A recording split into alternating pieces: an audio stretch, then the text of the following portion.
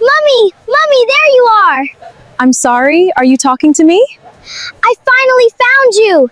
Daddy said I'd meet you one day. Oh, sweetheart. I think you've mistaken me for someone else. Where's your mother? You're my mummy. Daddy showed me your picture. I knew it was you. What's your name? Lucas Carter. Carter? Yes. Daddy's name is Ethan Carter. He's the best daddy ever. He talks about you sometimes. What? What did you say your daddy's name is? Ethan Carter. Why are you crying? Did Daddy make you sad again? No, how old are you, Lucas? I'm 6. Daddy says 6-year-old boys are brave. I'm brave. That's why I came to find you. You came to find me? Why? Because Daddy promised. He said when you finally meet her, call her Mummy. She'll know who you are. He really said that? Yes.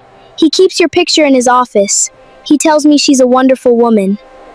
I wanted to hug you. Can I hug you? Lucas, where did you go? Mom, I found Mummy! Some moments in life arrive so quietly that the world around them keeps moving, completely unaware that someone's entire reality has just collapsed.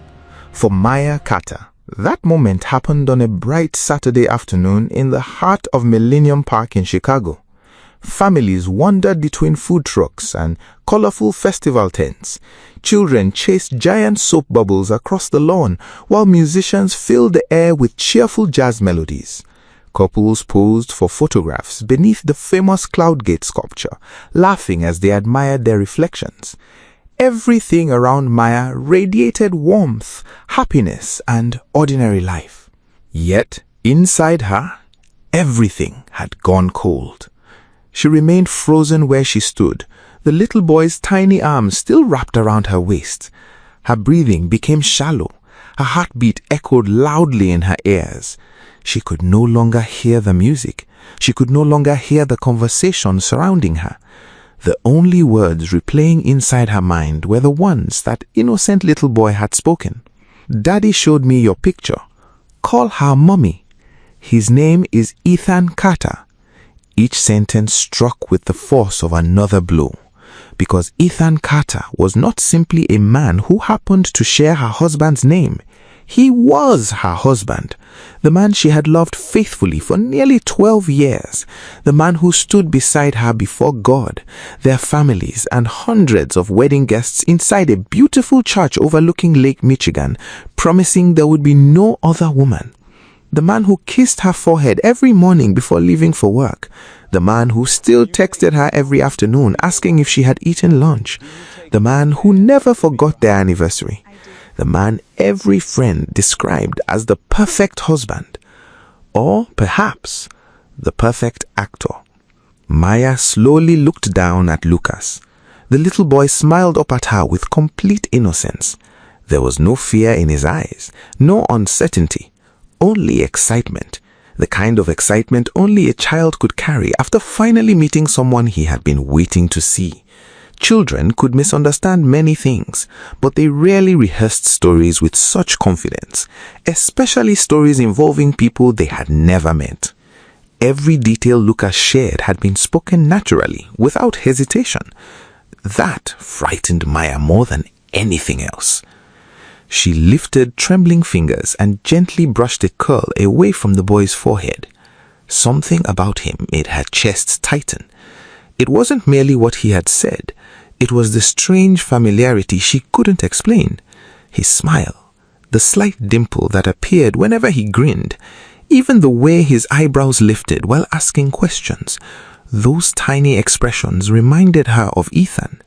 Not enough to convince a stranger, but enough to disturb a wife who had spent over 10 years studying the face of the man she loved. Her thoughts immediately rejected the possibility.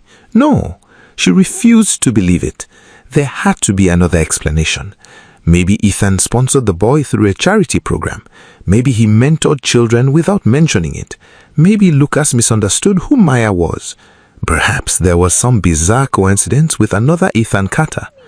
Her mind desperately searched for explanations because the alternative was unbearable. Then another painful memory surfaced. For years, Ethan had traveled almost every month, sometimes Boston, sometimes Detroit, sometimes Indianapolis, sometimes Milwaukee, consulting projects, corporate negotiations, emergency meetings, weekend conferences. She had never questioned those trips. In fact, she had admired his work ethic. Whenever friends complained that their husbands spent weekends drinking with friends, Ethan was supposedly attending business meetings. She had considered herself fortunate. Now, those memories no longer felt comforting. They felt incomplete. She remembered the countless times she had offered to travel with him.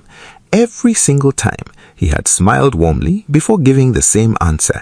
"Next time, sweetheart." There was always another reason, another client, another confidential meeting, another packed schedule, another promise that never came true. Looking back, there had never actually been a next time. Her stomach tightened. Another memory emerged. About 8 months ago, Ethan had returned home with a small stuffed dinosaur in a suitcase, bright green, soft, brand new. When Maya jokingly asked whether he planned to start collecting children's toys, Ethan laughed awkwardly and claimed it had been a promotional gift from a hotel. She had believed him. Today, Lucas carried a blue dinosaur backpack. It shouldn't have meant anything, but after everything that just happened, even the smallest coincidence suddenly felt enormous. Maya's thoughts spiraled further. There were the unexplained ATM withdrawals, the hotel receipts she never bothered reading, the phone calls Ethan occasionally answered outside, the sudden silence whenever she unexpectedly walked into his home office. At the time, every incident seemed too insignificant to question. Now, they lined up in her memory like puzzle pieces that had been scattered across the floor for years. Pieces she had ignored because love had convinced her they belonged to different puzzles. The frightening part wasn't the possibility that Ethan had lied. It was realizing how many opportunities she had unknowingly given those lies to survive. Across from her, the young woman who had rushed over to claim Lucas remained completely still.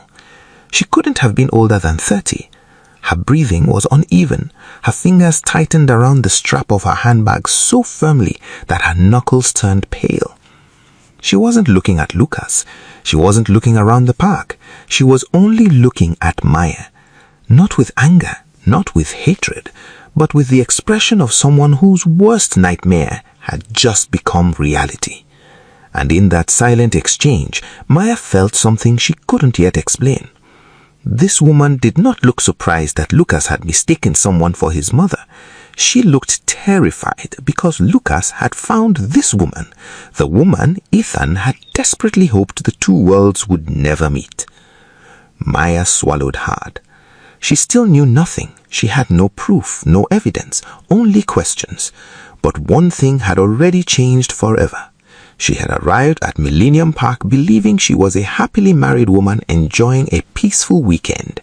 She would leave carrying a question capable of destroying an entire marriage. Who was Lucas Carter, and why did Ethan spend 6 years preparing him to call another woman Mommy? Lucas, come here now. But Mommy, I just found Mummy. You said I should always say hello. Please, come with me. No, I think we need to talk. I'm sorry about what he said. He's only a child. He gets confused sometimes. No, I don't! Daddy showed me her picture. She's Mummy. Your son seems very sure. Children imagine things. Please don't take it seriously. What's your name? Claire. Claire Brooks. Do you know my husband? I don't know what you're talking about. Really? Then why did your son just call me by my husband's surname? Why does he know Ethan Carter? Why does he say my husband showed him my photograph? Mom, why are you scared? Daddy said secrets always make people cry. Lucas, remember what Daddy told you? We don't talk about family things outside. But Daddy also said Mummy is family, so why can't I talk to her? How long have you known Ethan? Please, not here, not in front of him. Does Ethan know you're here today? He was supposed to come. Look, Daddy's here. Maya. Don't say my name like nothing happened. Please, let me explain. Explain what? That you have another family? Or explain why another woman's son calls me mummy? For nearly 12 years, Ethan Carter had lived two completely different lives. One belonged to the successful financial consultant admired throughout Chicago, the devoted husband, the dependable church volunteer, the generous businessman who donated to children's charities and rarely missed a neighborhood event. It was the life everyone knew. The life carefully polished until it appeared flawless. But somewhere beyond the admiration, behind the expensive suits, business trips, conference hotels, and perfectly rehearsed smiles, another life had quietly grown in the shadows. A life that Maya had never imagined existed. Standing across the parking lot, Ethan didn't look like a guilty man preparing to explain himself. He looked like a man watching years of carefully constructed lies collapse within seconds. His face lost every trace of confidence. Even from that distance, Maya could see panic spreading through him. He glanced first at Lucas, then at Claire. Finally, his eyes met Maya. There was no confusion, no surprise, only fear. Real fear. The kind that comes when a person realizes there is no longer any escape. For several long seconds, Ethan remained beside the SUV without moving, almost as if standing still could somehow reverse what had already happened. Maya had never seen that expression on his face before. Her husband had always been composed, whether negotiating million-dollar contracts or comforting grieving friends. Ethan possessed an almost unnatural calmness. Nothing seemed capable of shaking him. Nothing. Until today. The pieces inside Maya's mind continued arranging themselves without permission. Every postponed vacation, every unexpected business trip, every conference that somehow lasted through an entire weekend, every hotel receipt, every mysterious phone call answered outside the house, every anniversary dinner interrupted by a so-called emergency client. One by one, ordinary memories transformed into evidence.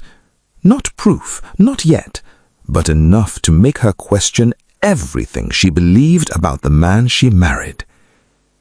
She suddenly remembered something almost 7 years earlier. It had happened shortly after Ethan returned from what he described as a 3-week consulting project in Milwaukee. He came home unusually emotional.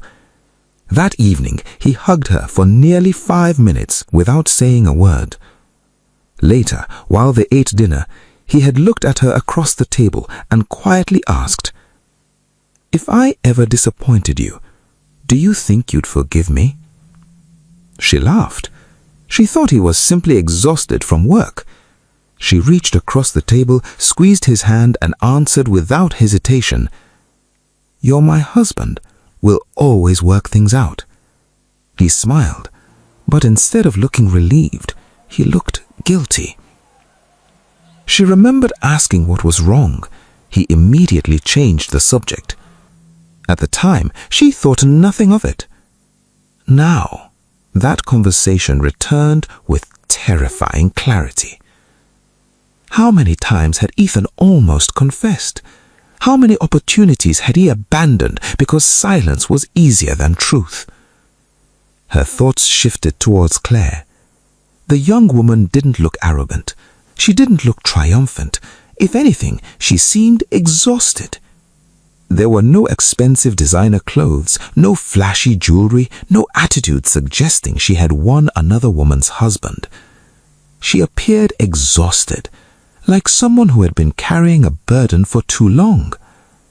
That detail confused Maya even more. If Claire truly was Ethan's secret partner, why didn't she look happy? Why did she seem just as frightened?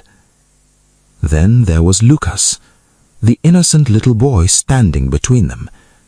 He smiled at everyone who walked past, completely unaware that the adults around them were drowning in secrets. Children have a remarkable ability to reveal truths without realizing they're doing it. Lucas wasn't trying to expose anyone. He wasn't trying to destroy a marriage. He simply believed he had finally met the woman his father had talked about for years. And that realization disturbed Maya more than anything else. Not once had Lucas called her by name. Not Miss Maya, not Dad's friend, not Auntie. Only one word, Mummy. Someone had planted that word in his heart long before today. Someone had repeated it often enough that the little boy accepted it as fact. But why? If Ethan truly had another family, why would he show his wife's photograph to that child? Why would he teach Lucas to recognize Maya? Why would he teach him to call her Mummy? None of it made sense. It was almost as if Ethan had been preparing for a day he desperately hoped would never come. The mystery had only deepened. Maya had expected answers the moment Ethan stepped out of the SUV. Instead, she found herself surrounded by even more impossible questions. Because the greatest mystery was no longer whether Ethan had another family. Not here. It was this. Please. If I tell Why you had he everything, nothing spent will ever be the 6 same again. years making sure another woman's child would one day recognize Maya before Maya ever recognized him? Maya, Don't. Don't say my name like nothing happened. please, let me explain. Explain what? That you have another family? Or explain why another woman's son calls me Mummy? Look at me. How long? It's not what you think. That's not what I ask. How long? 6 years. 6 years? 6 years of lying to my face? 6 years of kissing me goodbye every morning? 6 years of pretending everything was normal? Maya, please listen. Don't! Don't you dare come any closer! Why is Daddy crying? It's okay, sweetheart. Everything will be all right. Answer me. Is she your wife? No, Your girlfriend? no. Then what is she? Why is she raising your son? Why does he have your last name? Did you ever love me? Every single day. Then why? Because I made one decision that destroyed every life standing here. 6 years is thousands of decisions, thousands of lies, thousands of mornings you looked me in the eyes and chose deception. You're right, I deserve that. I deserve worse. Finally, something honest. Daddy, are we still going to tell Mummy the truth today? What truth? Not here. Please. If I tell you everything, nothing will ever be the same again. Maya had imagined many ways betrayal might feel. She imagined rage. She imagined screaming. She imagined hatred so fierce that she would never be able to look at Ethan again. But standing there in Millennium Park, she experienced something far more painful. Confusion. Nothing fit together. If Ethan truly had abandoned his marriage to secretly build another family, why didn't Claire behave like a woman who had won? Why didn't Ethan defend her? Why didn't Lucas seem frightened of Maya? Why had everyone except the child looked miserable from the moment they saw each other? It was as though each of them carried a different piece of the same tragedy. And Maya possessed the only missing piece. She simply didn't know it yet. Ethan remained exactly where he stood. He made no attempt to touch Maya, no attempt to justify himself, no attempt to blame anyone else. That alone surprised her. Most guilty people searched desperately for excuses. Ethan searched only for courage. She had known this man for nearly 12 years. She could read the smallest changes in his face. When he lied about surprise anniversary gifts, his left eyebrow twitched. When he was nervous for presentations, he rubbed his wedding ring. When he felt guilty, he became unusually quiet. Today, every one of those signs was present. Yet something else was there too.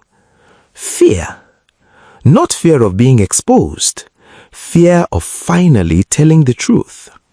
There was a difference, a subtle one, but Maya noticed.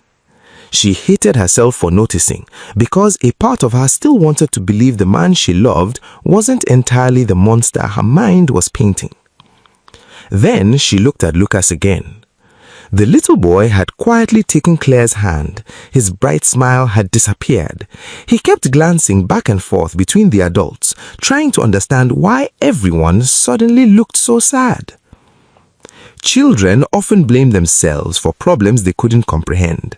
Maya recognized that look. Years earlier, before infertility treatments finally ended, Maya volunteered every Saturday at Lurie Children's Hospital. She comforted frightened children whose parents were fighting illnesses, divorces, or impossible decisions. Many of those children wore the exact same expression Lucas wore now. The expression of a child silently wondering, "Did I do something wrong?" Her heart softened despite everything. Whatever secrets the adults carried, Lucas wasn't responsible for any of them. Neither did, strangely enough, Claire appear to be. Claire hadn't interrupted Ethan. She hadn't argued. She hadn't claimed him. She hadn't even stood beside him. Instead, she remained several feet away, almost as though an invisible wall separated them. Maya replayed every interaction she had witnessed since Ethan arrived. Not once had Ethan looked at Claire the way a husband looks at a wife. Not once had Claire reached for Ethan's hand. There were no affectionate glances, no familial touches, no signs of intimacy. Only shared anxiety.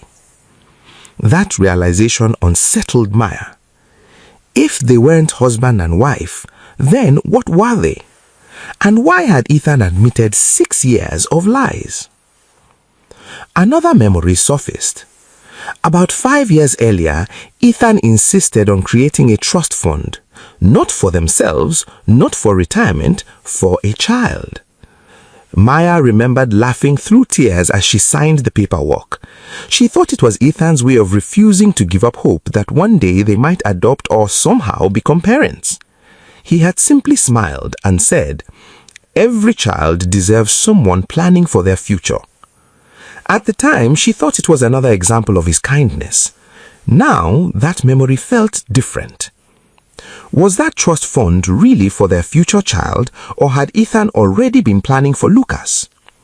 The possibility made her stomach churn. Still, one question refused to leave her mind. It was the same question that had haunted her from the beginning. Why her? If Ethan had wanted to hide Lucas forever, he would have kept Maya's existence secret. Instead, he had done the opposite. He had shown Lucas a photograph. He had spoken about her repeatedly. He had described her with kindness. He had even instructed the little boy to call her Mommy. No cheating husband trying to protect a double life would ever do that.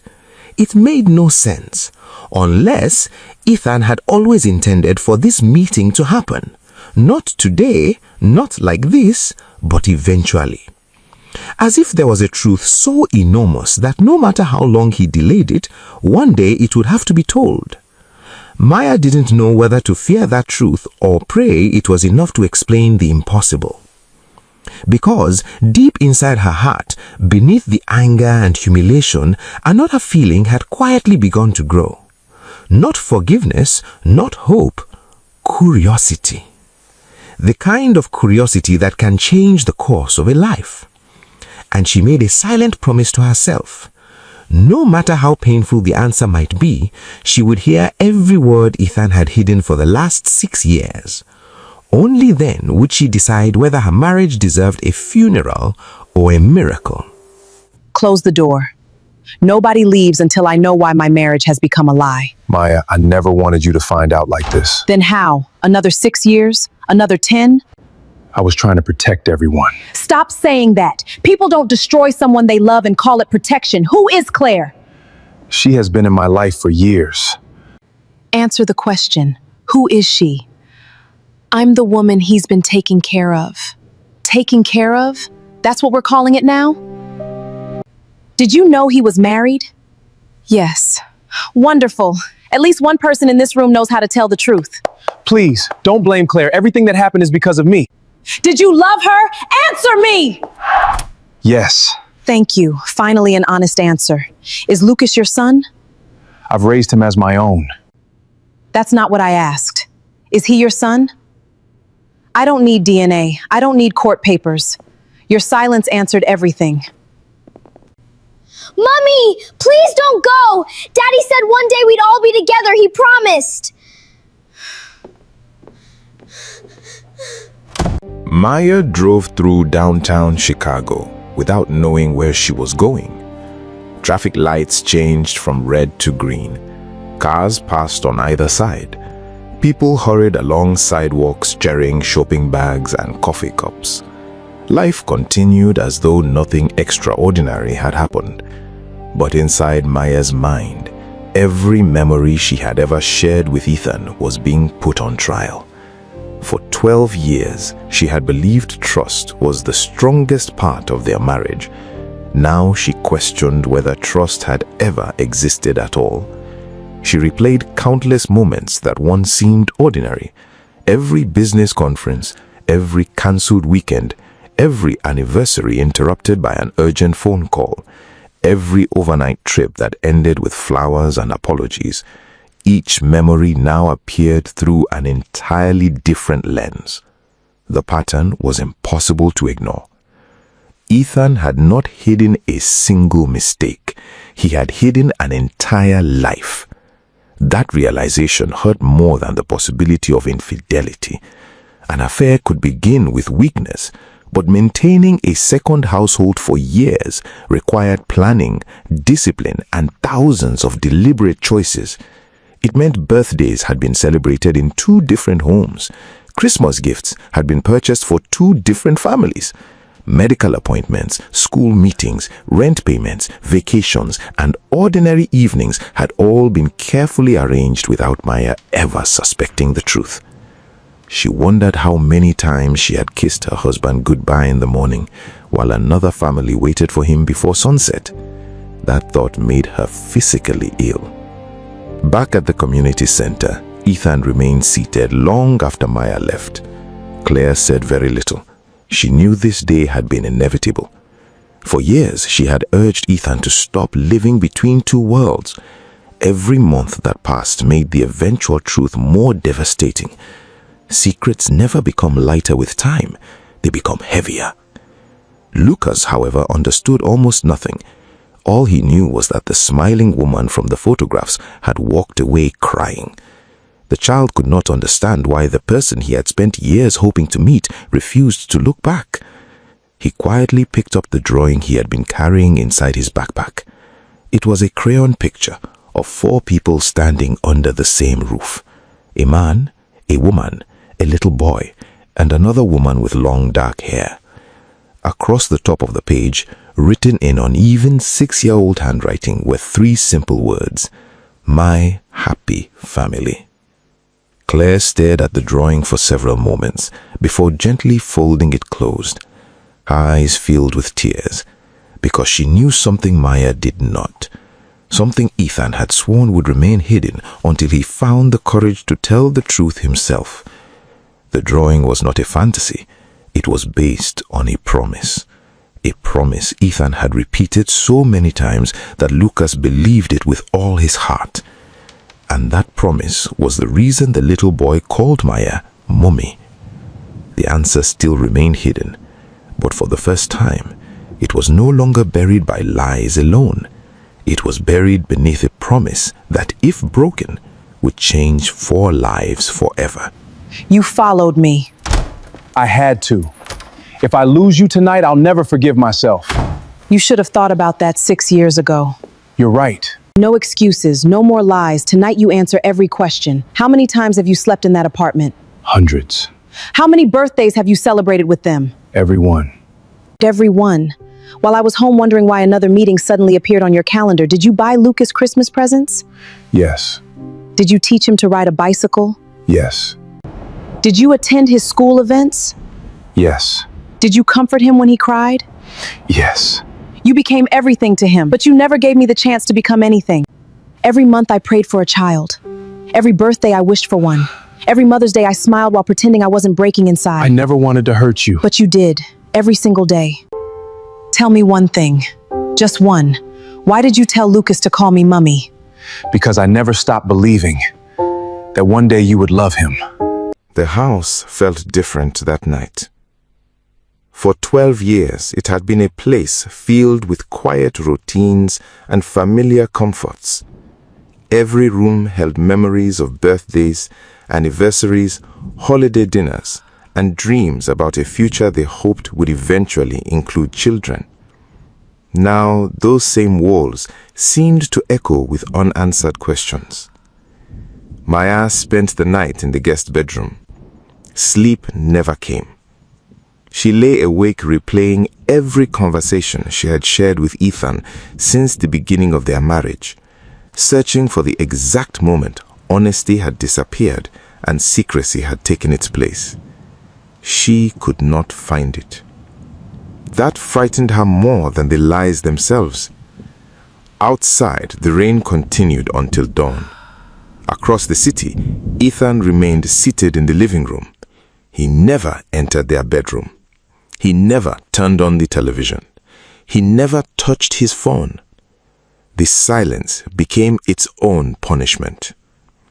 For years, he had convinced himself that delaying the truth would somehow protect everyone involved. Instead, every passing year multiplied the damage. The burden he carried no longer belonged to him alone. It had become Maya's burden, Claire's burden, and even Lucas's. Meanwhile, Claire sat awake in her apartment, watching Lucas sleep peacefully. The little boy still believed the day had ended well. He believed he had finally met the woman whose photographs had filled his childhood. He could not understand why every adult had cried. Children often measured love through simple moments: a smile, a hug, a bedtime story. Lucas believed those moments were still possible. The adults knew they might never happen. Morning arrived with no answers. Maya walked through the house collecting photographs from shelves and hallway frames. Wedding pictures, vacation memories, family celebrations. She studied Ethan's smile in each one. For the first time, she wondered how many of those photographs were taken while another part of his life remained hidden from her. She wasn't searching for proof anymore. She was searching for truth. Not the legal truth, not the financial truth, the emotional truth. She wanted to understand why a man who had deceived her so completely still looked devastated by the possibility of losing her. As she organized old photo albums, something unexpected slipped from between two pages. A folded envelope, yellowed with age. It had been hidden so carefully that it had remained unnoticed for years. On the front, in Ethan's handwriting, were 6 words. For Maya, when I'm finally brave. Maya stared at the envelope for several moments. The seal had never been broken. Dust rested along its edges. Whatever was inside had been written years earlier, long before the events of the previous day, long before Lucas had unexpectedly run toward her in the park. Her hands trembled as she picked it up. She realized this wasn't an ordinary letter. It was a confession Ethan intended to give her, but never found the courage to deliver. Whether it contained another lie or the truth that would finally explain everything, she did not yet know. But she understood one thing. The answers she had been searching for were no longer waiting inside Ethan's words. They were waiting inside that unopened envelope. You found it. I almost didn't. I wrote that letter 5 years ago. 5 years? Then today you're going to tell me everything yourself. If you lie even once, I'm leaving forever. No, this isn't possible. You don't remember. Remember what? The accident 6 years ago, the surgery, the medication, the memory loss. What are you talking about? The doctors told us some of your memories from that month might never come back. You met Claire, you met Lucas, you held him, you loved that little boy like he was your own. One evening, Lucas fell asleep in your arms. You kissed his forehead, you smiled at me, and you said, What did I say? You said, if anything ever happens to Claire, promise me I'll raise him. The next morning, your condition became worse. The emergency surgery saved your life but damaged your memory. You remembered our marriage, but you never remembered Claire or Lucas. Why didn't you tell me? Every specialist told me the same thing. Forcing lost memories back too quickly could traumatize you. They told me to wait. I kept waiting. Then months became years, years became fear, and fear became lies. That's why he called me Mummy. Not because I replaced you. Because you already were, long before you forgot. Daddy said you might remember one day. Can I hug you?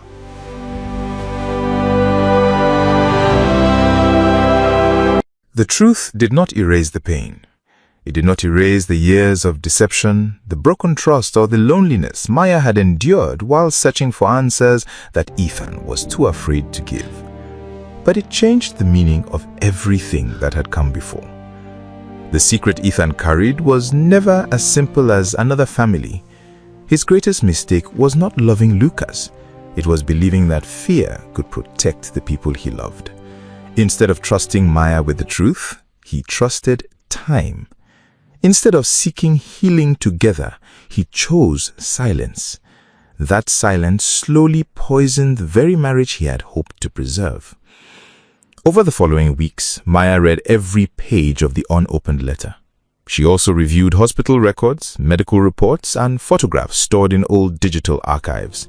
Each piece of evidence confirmed the same heartbreaking reality. There had indeed been a period in her life that existed beyond her memory.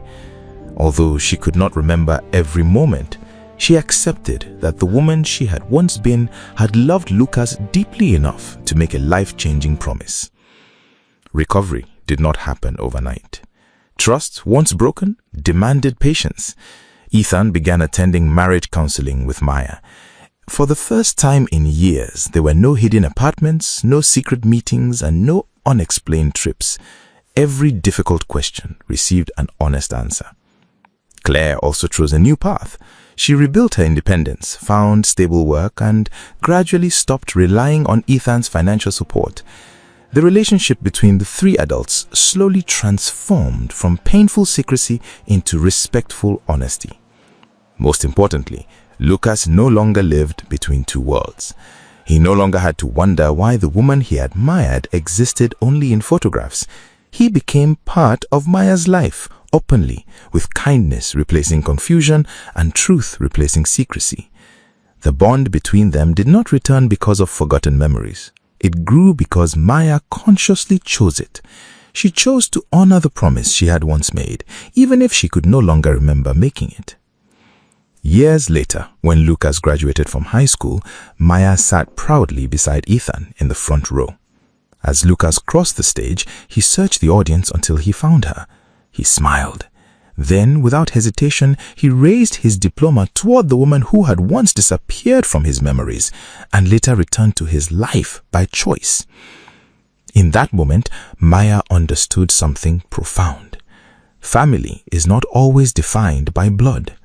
Sometimes it is defined by promises, forgiveness, and the courage to tell the truth before it was too late. Some secrets destroy families. Others reveal the strength they never knew they possessed. And Maya would forever be grateful that one innocent little boy had looked in a crowd, smiled with complete certainty, and called out the one word that changed all of their lives: Mommy. Some lies are told to hide betrayal. Others are told out of fear. But even when the intention is good, the truth has a way of finding its own voice. What would have you done if you were Maya? Would you have forgiven Ethan after discovering the full truth? Or would the years of secrecy have been impossible to overcome? Share your thoughts in the comments.